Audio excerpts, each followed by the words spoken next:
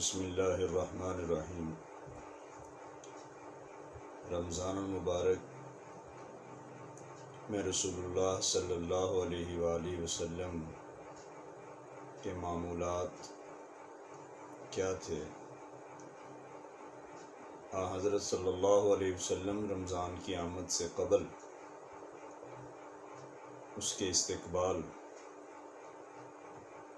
فرمایا کرتے تھے۔ صحابہ اکرام رضوان اللہ تعالی علیہم اجمعین کو اس کی تلقین فرمایا کرتے تھے۔ مشہور دعا ہے جو رسول اللہ صلی اللہ علیہ وسلم رجب اور شعبان سے رمضان کے استقبال کے لیے مانگنا شروع کر دیتے تھے، اور صحابہ اکرام کو تعلیم فرمائی، پوری امت کو تعلیم فرمائی۔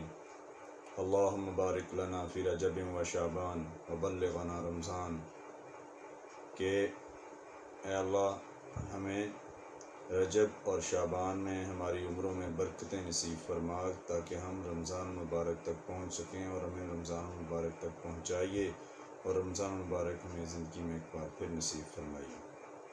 اور اسی طرح رمضان کے آغاز میں رسول اللہ صلی اللہ علیہ وسلم نے صحابہ اکرام رضوان اللہ تعالی علیہم اجمعین سے درس ارشاد فرمایا کرتے تھے۔ رمضان کی اہمیت، رمضان کی افادیت، رمضان کی فضائل، رمضان کی حیثیت سے متعلق کہ ایک ایسا مہینہ ہے جس کے اندر عبادات کا اجر بڑھا دیا جاتا ہے، نوافل فرائض تک پہنچا دیے جاتے ہیں، فرائض 70 گنا اس کا اجر بڑھا دیا جاتا ہے۔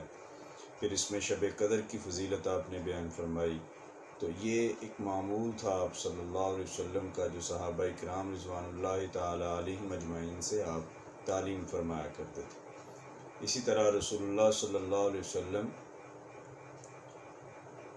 آپ کا شعبان سے ہی رمضان مبارک کی تیاری اور روزوں کا سلسلہ شروع ہو جایا کرتا تھا۔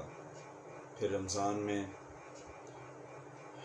آپ نے سحری کی بھی جو ہے وہ فضیلت ارشاد فرمائی کہ اللہ اور اس کے فرشتے سحری کرنے والوں پر رحمت نازل فرماتے ہیں۔ تو سحری کرنے کی آپ نے حکم ارشاد فرمایا، سحری کرنے کی آپ نے ترغیب اور تلقین فرمائی۔ قرآن مجید کے ساتھ آپ کا بڑا مضبوط تعلق ظاہر ہے۔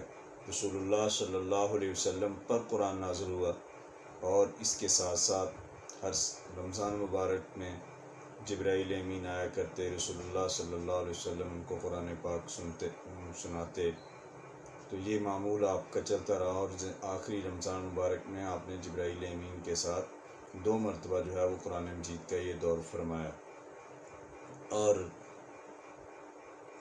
ایک معمول آپ کا جو پورے زندگی آپ کا رہا، مگر رمضان مبارک میں چونکہ عبادات میں آپ صلی اللہ علیہ وسلم پہلے سے زیادہ کثرت فرمایا کرتے تھے، تو تہجد کا معمول تھا۔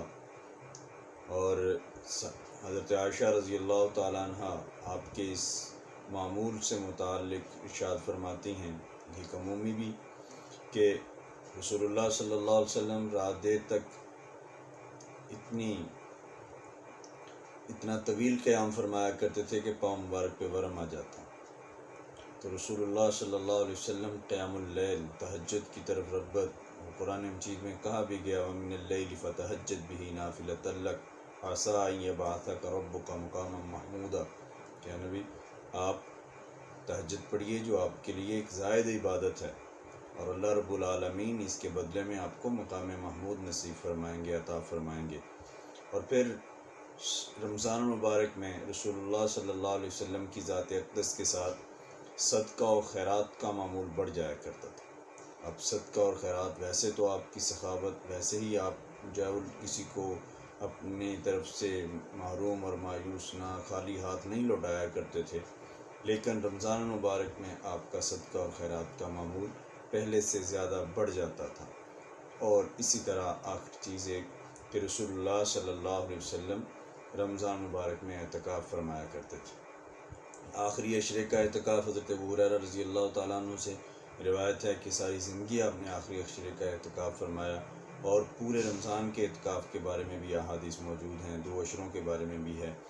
تو رسول اللہ صلی اللہ علیہ وسلم نے اعتکاف کیا اور اس کی تلقین فرمائی، اور اعتکاف کی ایک بہت اہم فضیلت ہے، اس کے اوپر ہم الگ سے بھی بات کریں گے۔ اللہ رب العالمین ہمیں ان معمولات کو اپنانے کی توفیق نصیب فرمائے۔